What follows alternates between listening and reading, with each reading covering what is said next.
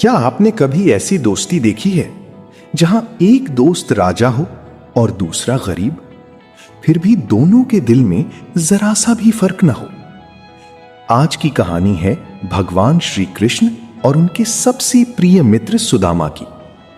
एक ऐसी मित्रता जो हमें सिखाती है कि सच्चा प्यार और भक्ति कभी खाली नहीं जाती। बहुत समय पहले जब भगवान श्री कृष्ण और सुदामा छोटे थे, दोनों एक ही गुरुकुल में पढ़ते थे, सांदीपनी ऋषि के आश्रम में। दोनों साथ पढ़ते, साथ खेलते और हर मुश्किल में एक दूसरे का साथ देते। एक दिन गुरु माता ने दोनों को जंगल से लकड़ियां लाने के लिए भेजा। अचानक तेज बारिश शुरू हो गई।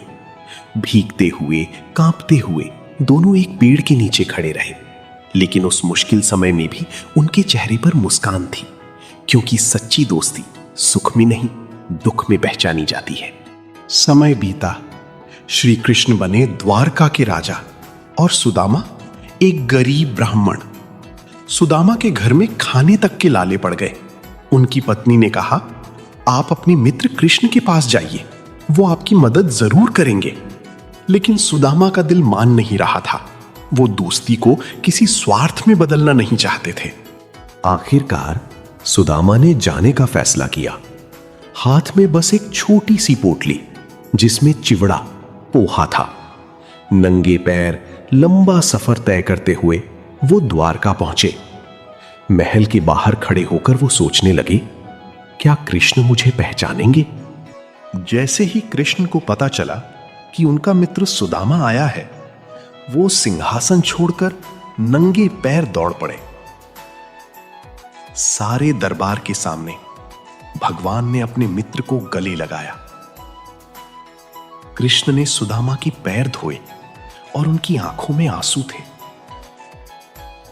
यह दृश्य हमें सिखाता है, भगवान के लिए ना कोई बड़ा है ना छोटा, बस प्रेम ही सबसे बड़ा होता है। सुदामा ने अपनी पोटली छुपा ली, लेकिन कृष्ण ने मुस्कुराते हुए वो ले ली। उस साधारण से चिवड़े को भगवान ने ऐसे खाया जैसे वो अमृत हो।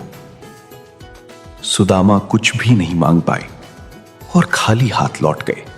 लेकिन जब वो अपने घर पहुंचे तो देखा उनकी झोपड़ी एक महल में बदल चुकी थी। उनकी गरीबी खत्म हो चुकी थी, क्योंकि भगवान ने बिना मांगे ही सब कुछ दे दिया था। सच्ची भक्ति कभी खाली नहीं जाती और सच्ची दोस्ती कभी बदलती नहीं। अगर आपके जीवन में भी सच्चा प्रेम और विश्वास है तो भगवान हमेशा आपके साथ हैं। कमेंट में लिखें जय श्री कृष्ण और ऐसी ही प्रेरणादायक कहानियों के लिए भक्ति कहानियां ऑफिशियल को सब्सक्राइब करें।